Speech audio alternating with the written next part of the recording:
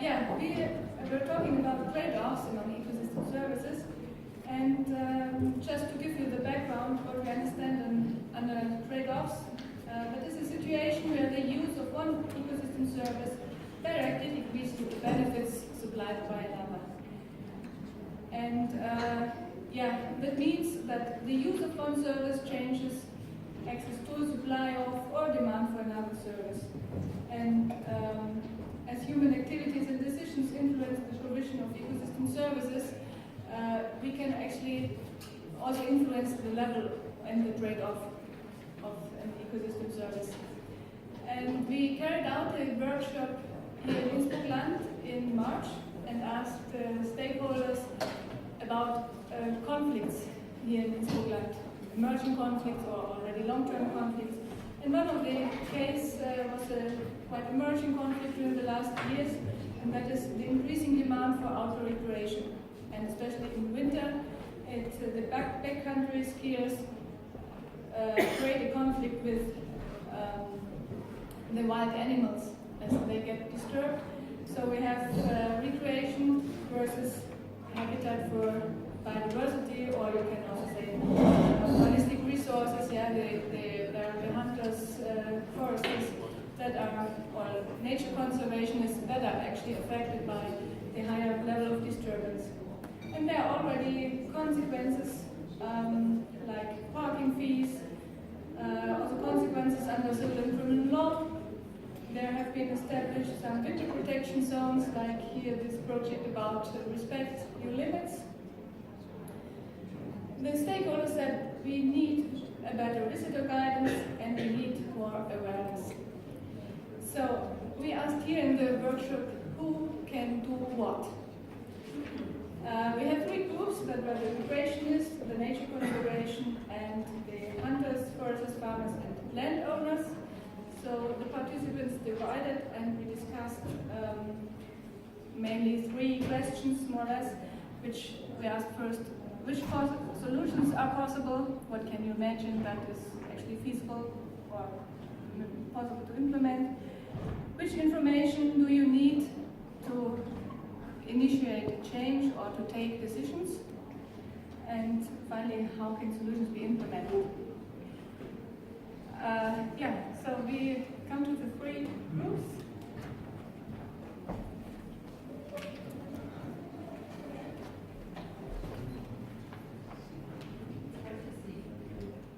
Now, do you think you see well enough, or do you want to come here? Do you see well enough? It's more relaxing. Okay, I start with the recreationists, and just to sum up, the recreationists said it would be nice to have better guidance. For example, more assigned trails, to have different offers for different levels. Maybe to visualize the consequences so we have more information. We need, it might be good if there are ranges actually explaining what you can do and what you cannot do. And the main thing was we need clear regulations. Because people actually often don't know what they can do and they're not aware what are the consequences. And another thing is very important, the participation of the local people, that they might, for example, define the protection zones or other decisions. So I think we come to the... Okay, the second group was the conservationists. We had two main ideas, rather radical one. Let's say we want to close the mountains for backcountry skiing and create new protected areas, or a moderate approach where we want to also introduce maps and communication measures for this activity. And therefore we would need research how and which species are affected and how do they react towards the activity, and also where are actually the demand hotspots, so we can focus and concentrate our protection activities. activities.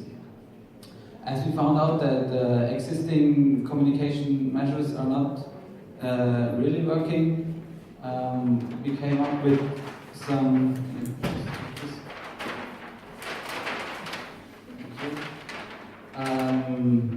ideas, some innovative measures. For example, guides for protected areas, so we'll have only the possibility to enter these areas with a guide who will show us on the path where we don't have interference with wild animals. Another idea would be, I'm just picking out here, a discounted ski ticket for skiers, which will take part in a short education or an online course and get a certificate, and then they get the €10 discount for the ski ticket. Or, for example, the cooperation with outdoor brands, because they have really big impact to the young people, and they also are they have a big impact on them, and maybe we can convince them to introduce our goals in their commercials, for example. So finally, we want also to do a participatory meeting at first, a roundtable with all stakeholders, and then really communicate our problems and how can we solve it together. And in the second step, implement our protection strategy with the mentioned stakeholders, for example, the resorts or the brands. The next group was yeah. So the group are the landowners, foresters, and hunters. And of course, they are more indirectly affected by the ecosystem services trade-off, and their most important problem is the fact that recreationists can step on their land and damage their activities. And so what we identified in the group as a possible solution are, of course, the construction of barriers or more clearly defined zones where recreationists cannot enter.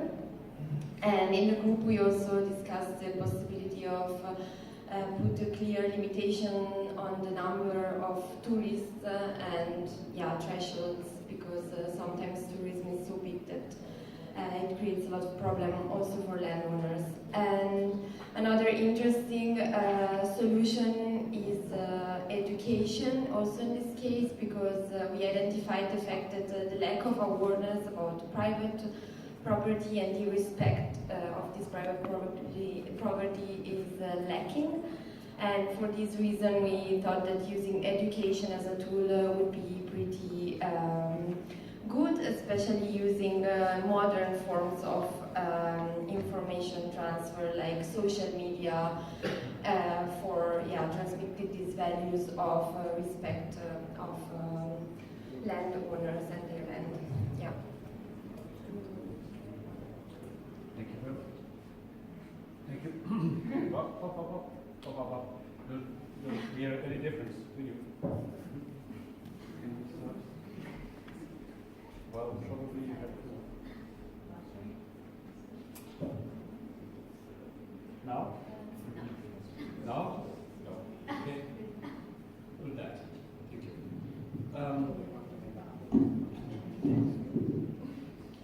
And it's even difficult to get them off.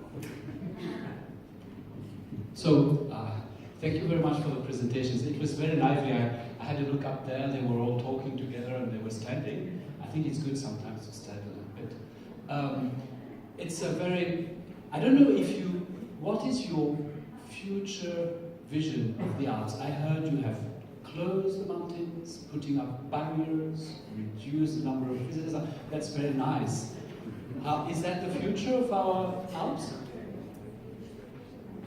Actually, I hope not. I hope that people still will be able to allowed to go where they want to go outside in the nature, but they have to have kind of respect.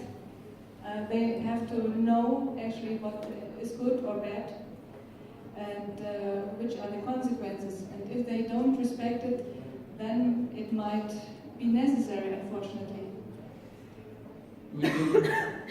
Are there any questions? Yes, please. Okay. Oh, yes. Yeah, I'm also a little bit surprised how many restrictions you propose, and I'm wondering whether this is really something which has to deal with ecosystem services and tackling trade-offs between ecosystem services. So what I'm asking myself is, where do the other ecosystem service, the habitat prevention, goes? What are we doing that for, and what is the benefit for us? So if you restrict all these things, then maybe all the wild deer will still exist there, but nobody is allowed to see them, and nobody will have any idea of them. So I would be curious about what your ideas are about that.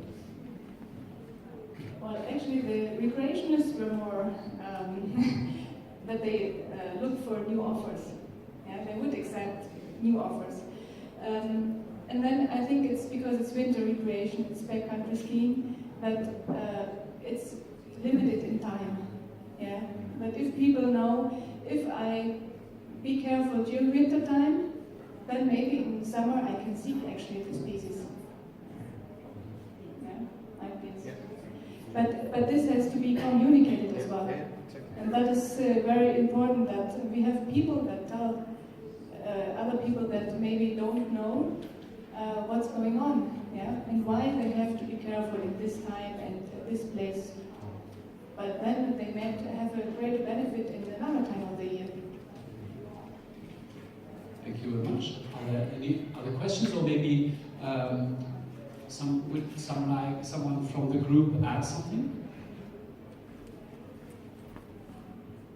Regarding this, don't you think that not everything should be ecosystem service? I mean, maybe some part of nature should not be used by human and should exist for itself. I mean, should everything be used as ecosystem service?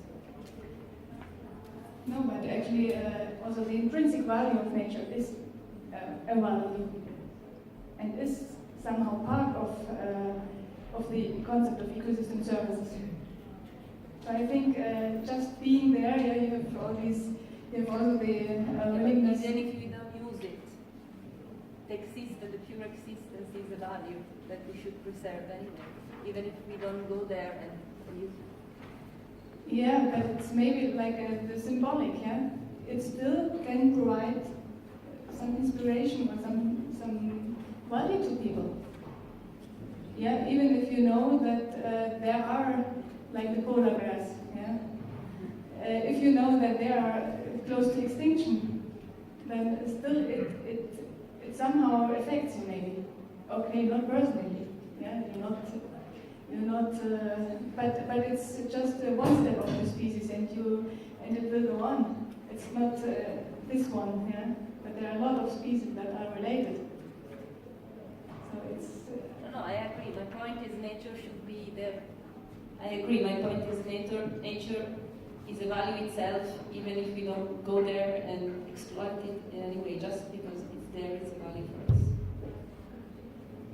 I think the concept of ecosystem service should not be misunderstood and not be used just for, okay, we increase what we need, yeah, what we want.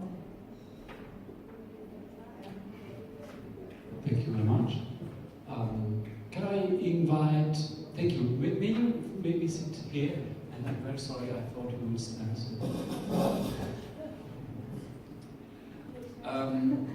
Who is next? For example, here we have the Kaminzimmer. Who was in the Kaminzimmer? Who wants to? So, you see, it's green and blue. And the reason why it's green and blue is that the cards are green and the writing is blue. That's what I understand now. But maybe there's another explanation, and you will give it.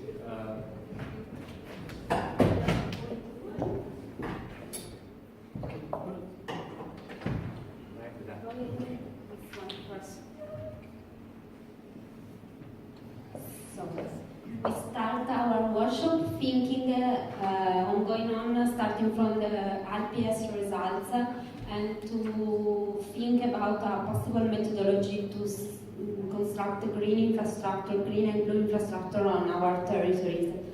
And so we explain this methodology that we are using actually on our territory, starting from land units and special indicators, going to the vulnerability levels at different scales and to mitigation of goals. These are the three starting points. We use the analysis of ecosystem services on each land unit, and we arrive to ecosystem services that are firstly most important for that territories and that specific land units, and then starting from that analysis we will see the suitable green infrastructure for these territories.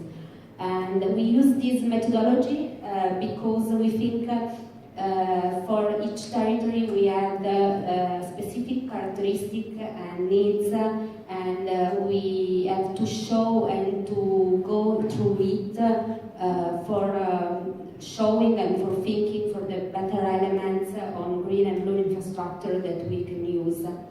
And so we go and we ask into the workshop which are the possible elements, tools or instruments that we can use for doing this work and for arriving into a project of green and blue infrastructure. And we find a really interesting work and a document that are going to be approved in the next year, starting from the work of the Youth Action 7. And they are working also into the role of green infrastructure, into flood protection and water management. And this is an important document, but we needed to go also, we think about which is the right scale on which we have to go to do this analysis. So we have to go deeply into the local scale of the territory for doing this type of analysis. And it's very important also the connection between also green infrastructure and territorial unit that could be a landscape unit or special territorial unit. And we can implement ecosystem services through the use of specific elements of green and blue infrastructure that can increase the level of functionality of ecosystem services.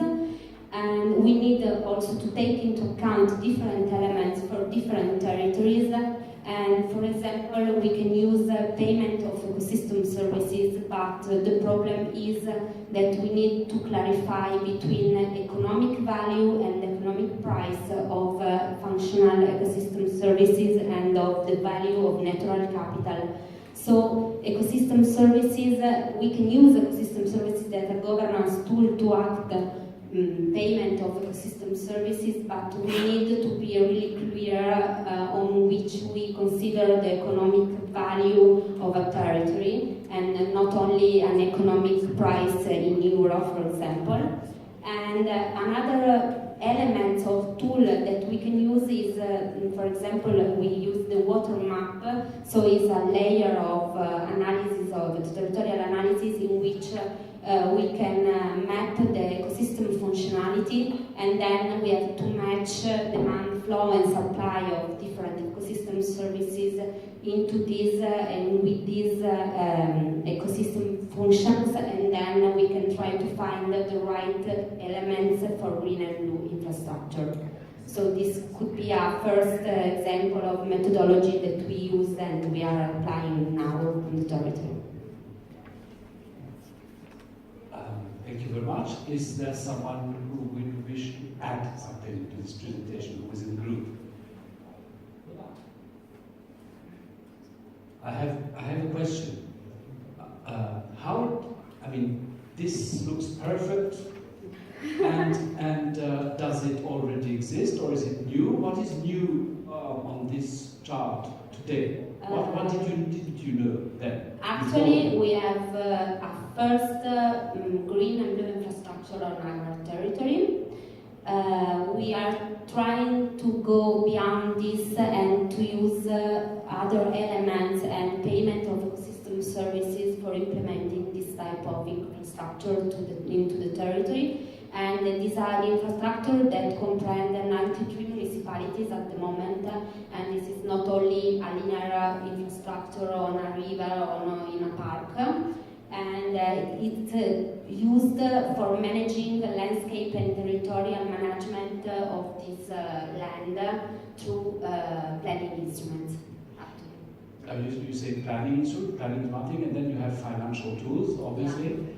Payment of ecosystem services. What is this exactly? I don't know exactly how I can. I mean, I pay taxes, lots of taxes, but this tax I don't pay yet.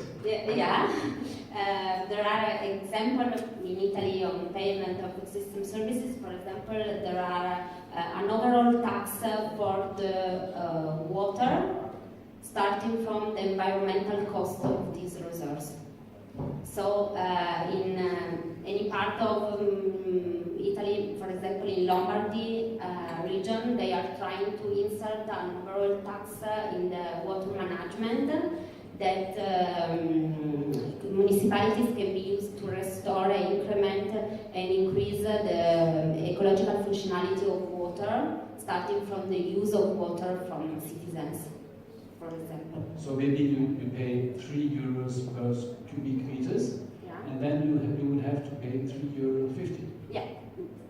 This is not the right percentage, but it's less percentage, but it's correct. And the problem is to insert this type of tools into regional law, so we can make these processes and this mechanism compulsory. Is there anyone having knowing about payment of ecosystem services outside Italy?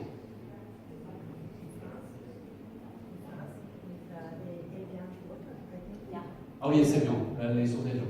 It was the first one that applied the ecosystem service payment. Evian was in France was the first one. I think some years ago they were the first that applied the ecosystem service payment for maintaining the aquifer from where they catch the water that they sell. And who pays for this? They pay. Who is they? The company. The company, because they have an interest in save the quality of water that they use. So they pay agricultural enterprises on the land to use biological products to preserve the water quality. Okay. And you had a suggestion?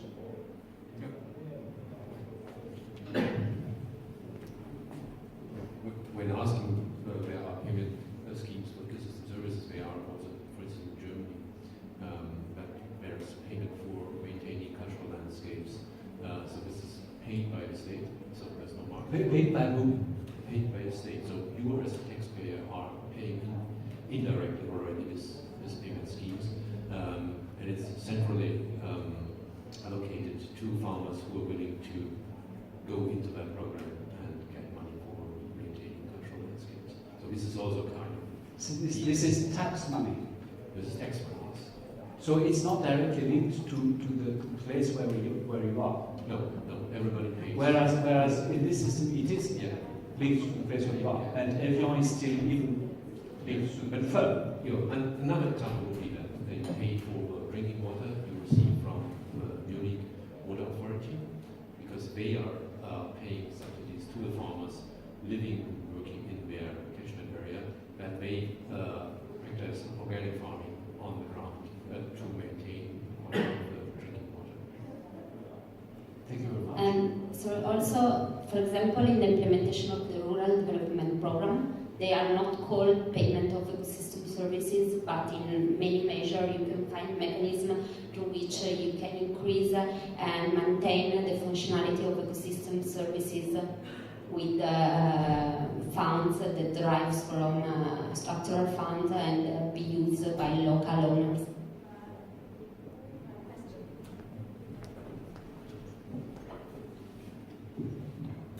Thank you. Just a question to Evian. Evian, you said Evian has an interest on ecosystem services. I think I don't agree. I think Evian has an interest, an economic interest of pure water to sell it. Yeah, but the result is that for maintaining the quality of the water, they have two possible choices. One is to grow an industrial farm for purifying water, or to pay agricultural enterprises on the land to maintain water quality with biological product, and they choose the two options. The interest of Evian is an economic interest, okay, of course, but this is overlap to an ecosystem value and functionality in that case. So it's more like a side effect. First interest is economic interest, Yeah, and the side effect is maintaining and protecting ecosystem services. But we can use this example as a cultural and didactic example for other situations and other territories maybe. They also know, they start for a practical program of water management and water quality for their economic affairs, but they use an ecological solution, I think, also because they are more suitable on this solution. So it's an interesting example, maybe. Thank you. I come to you. Usually the questions are just on the other side of the room. The next one will be there. What's happened if consumers, the market, doesn't buy more Evian's water?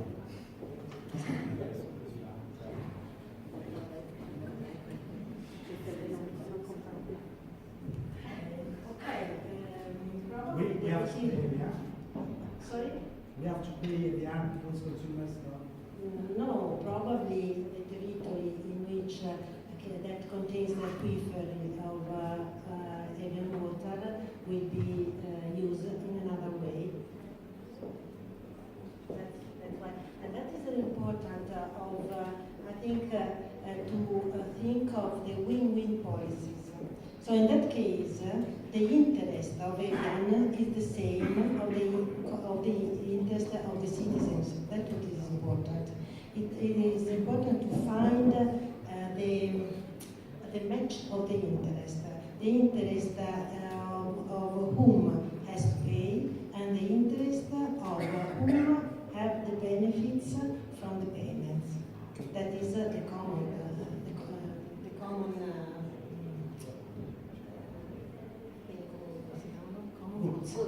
Sorry. You can talk Italian. But yes, but probably also yes, it is much more convenient for me. But probably other people want to understand. And but I think that is the real problem. It is not to quarrel about the payment of ecosystem services. The main problem is understand that there are a lot of values in ecosystem services and network capital and so on, and not all can be translated in the economy. And the most important for us probably are not those that are translated in economy. But up to now, we have to deal with a society that understands very well economy and doesn't understand very well the other values. And so we have to use the tools that we have, and that can be convenient up now, right now, because we have to act now. That's, I think, the problem. So what you say, you switch from ecosystem services which are not easily understandable to economic solutions which are easily understandable. Yes, and I think that I was telling you before, I think that the ecosystem services paradigm can be a bridge between the actual culture of our society and the needs of capital, natural and cultural capital, and in order to maintain it for the adaptation, the sustainability, and so on. They are the bridge. I think that they are a bridge. A paradigm that is created in this century, in these years, because we need it now. Probably 30 years ago, 40 years ago, or 100 years ago it was not necessary. Now I think that is one of the tools. I mean, one of the tools, not the only tool.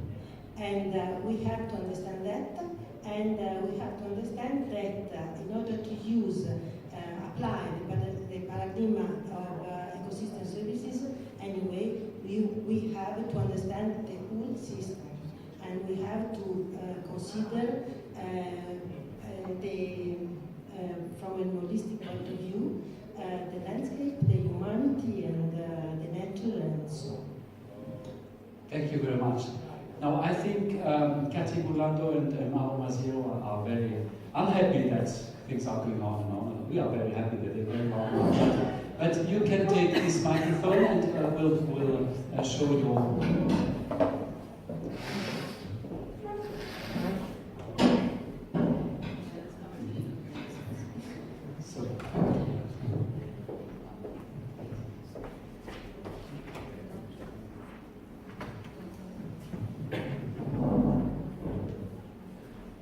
Better stay in front. Okay, so just to explain a little bit of where our discussion came from, we had two discussion tables. One was on cultural, tourism, and recreational services, and the second table was on regulating services with a focus on forest. So I'll let Mauro speak on forest, and I'll deal with the first one. And our two questions were, what are the instruments that we can use to increase awareness and improve communication to tourists, but also to operators who work in the tourism sector on the ecosystem services values. And the second one is, what are the mechanisms and instruments for valorizing ecosystem services? So we try to have yellow some of the communication instruments, and blue the other systems. And part of the discussion that comes from this is because we found ourselves working in a valley on trying to explain, raise awareness on ecosystem services, just like what the project sort of asked us to do. But then finding it very difficult to translate when you go into a community and talk about ecosystem services. It sort of flies on top. So we actually adopted a different language, which is a more appropriate framework for being able to communicate tourism concepts. So part of the discussion was how, in a way, when we talk about the value of our resources, we have to explain it to the operators rather than, talk about ecosystem services to tourists. And sometimes tourists can be more sensitive than local peoples, and of course the opposite is also true. The importance of making clear the values of natural resources. So we had a discussion, do you just close an area and say, you can't come in here? Or do you actually say why that area is important and find other ways to say, it would be better if you didn't go there, or, there, this is what is happening and that's why you're not allowed to go in. So some of the discussion was, how do you change from an enforcement perspective, the Guardia Forestale or the Carabinieri in Italy, to a figure that instead is more welcoming, but also more clearly explains what the values are. So we acknowledge that tourists, they pay and they just want to come to a place and do everything, but they can't. So locally we have to be empowered and know what our values are and how much people can go into a place or not. We also identified how, of course, there are conflicts, and I think the first case that was presented was interesting because it identified one of these conflicts. And in terms of the instruments, we did focus a little bit on the payment issue, because in tourism there's, I guess, a payment for ecosystem service that has a different name. It's called tourism tax or operator tax. So we actually think that's a very important tool that we have that can help support actions that are to maintaining the landscape, maintaining the ecosystems, the values that tourists seek. So there were some examples on that. For example, in Slovenia, when you buy a ski ticket, €1 goes to biodiversity conservation, maintenance of the trails, other issues. This is a voluntary scheme that was developed by the operators. In Werf and Wen, for example, in Pongau in Austria, there's a lot of promotion on sustainable mobility. So using, leaving your car and then having access to all the other public transits. For example, in Postumi also, the caves have a lot of revenue, but right now it's not. There isn't a system in place yet for working specifically on natural values, but that would be where it could be. And there was also discussion on Mont Blanc where there isn't a ticket. Should there be a ticket or something, a payment to accessing that area or not? But an important point was, what are the mechanisms that allow to recognize the value of people living in a place, maintaining that place. So I think one of the outcomes, you asked for 2 key messages from the discussion, was that we talk about recreational services as an ecosystem services. But in fact, I think we have to switch this a little bit and really see how well-managed tourism, a well-managed tourism destination can support the other ecosystem services that make that destination valuable. Clean water, being able to stop and just drink water from a river is something that in other countries is considered crazy. You can't do that anymore. Clean air, all of those things are, we can discuss about the economic value, but I think that's beyond the point. The point is, we have it, and if we have a tourism that is well managed, that really brings value to everything else that is around it. And the second point is that payments or different mechanisms can have many different names, outlets, whatever it is. The important thing is that if we have an organized destination, we can identify 1%, 2%, 10%, whatever percentage it is, specifically for biodiversity, protection programs, natural conservation, trail maintenance, whatever it is. And we can also make an effort to communicate this well to the tourist. So sometimes I go to if I go to a hotel and the person says, oh, I'm sorry, you have to pay €1 for tourism tax, I think that's sad. I think the person should say, we're asking for €1, but it's going to our public-private consortia, and this is where we're investing this money. And then the person can feel good about themselves. They can say, that's nice. I spent €1 for that. I know exactly where it goes. So just to make a last point, I think also one of the results that we found in our work is that a lot of the ecosystem services mapping focuses on the resource itself. This is an area with, in demand, there's a lot of flow. But I think we also have to really think about the organizational aspect. Because in Veneto, we're from Veneto. Veneto is the first region for tourism in Italy. It's the region with the highest number of presences of tourism stays in Italy. But we don't think we actually use that to the best. It's not a well-organized. We don't have well-organized tourist destinations, except for some examples. And we're suffering from that because we can see how many resources could be catered from that and actually really help other sectors, local foods, local artisanry, local, just put in circle the other sectors of the economy. So thank you very much. And now I'm passing to Mauro, who's shifting to the forestry. Yes, thanks, Katie. Well, actually, it should have been forests and forestry, but since I was the only forester probably sitting at the table, then we decided to keep the discussion much more open, so any ecosystem was allowed to be put in the discussion. And well, we started from, the issues discussed by the same that Katie was already describing.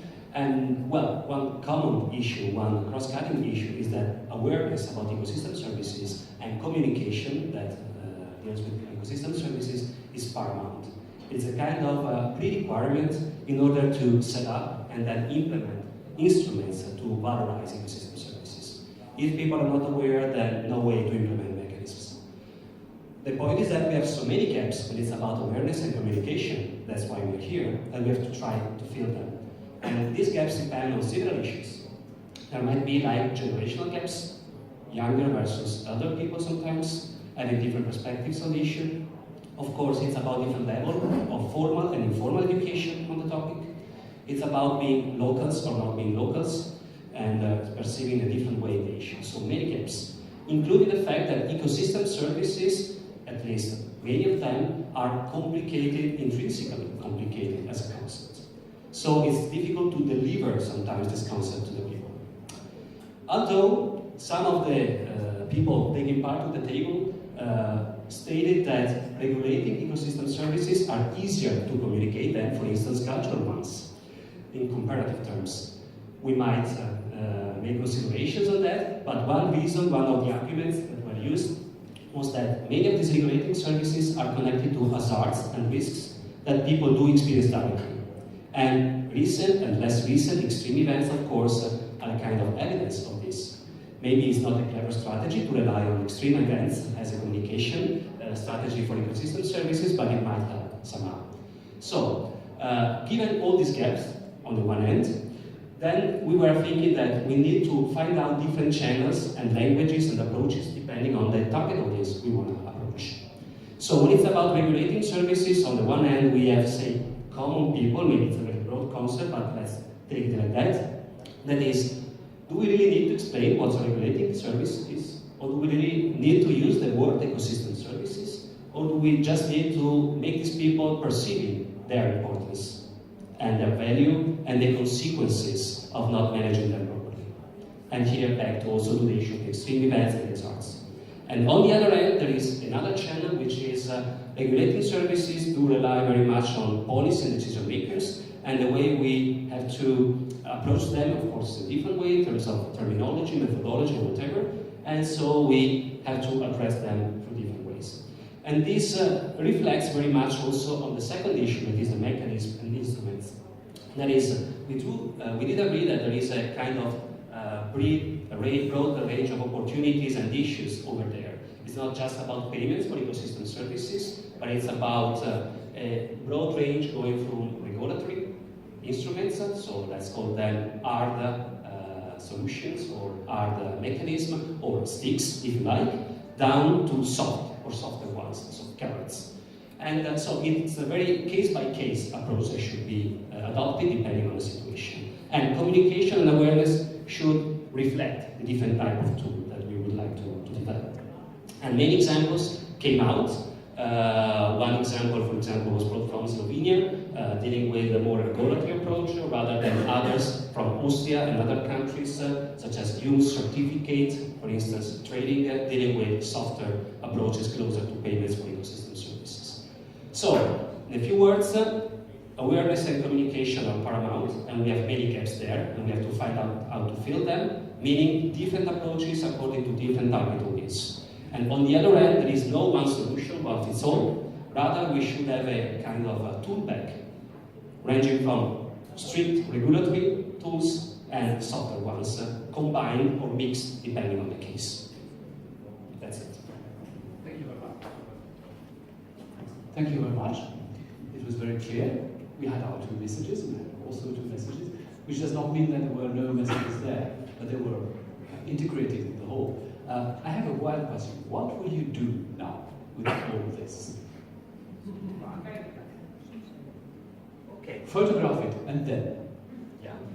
Well, to take the picture is the first step, just the first step for sure. We have to be aware before you act. So we are trying to fill this gap.